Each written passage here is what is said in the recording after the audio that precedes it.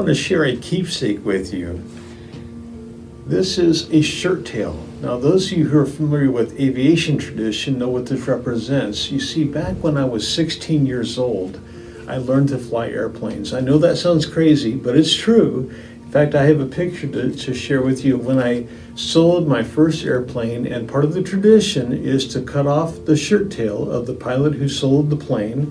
And so when I was 16, I learned to fly. Now, flying is pretty simple, really. It's coordination between three axes of going up and down and rolling and side to side, along with power to be able to generate thrust and produce lift. Now, that's your first flying lesson, but really one of the greatest lessons I learned from flying was what my instructor, Gene Bergstresser, taught me, and that is, first and foremost, fly the plane. Fly the plane. Now, sometimes Gene would say, Mark, fly the plane. Sometimes he'd say, fly the plane, fly the plane, depending on what was happening. You see, what he meant by that was the first priority, what was essential, was to make sure you kept that plane in the air.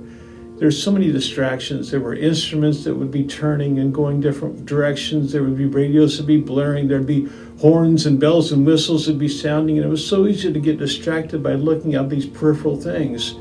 But the first and foremost responsibility was to fly the plane. Life is like that. Sometimes we can get so distracted by all the bells and whistles and what we see going on around us that we fail to do what is essential. But it's important for us to fly the plane, take care of what is the essential, what is mandatory to be done. Jesus talked about the peripherals in life, sometimes things we can worry about that we can get so caught up and distracted by. But he said, don't be concerned about those things. Seek first the kingdom of God and his righteousness, and all these things, all those peripheral things, will be added unto you as well. And so first and foremost, fly the plane.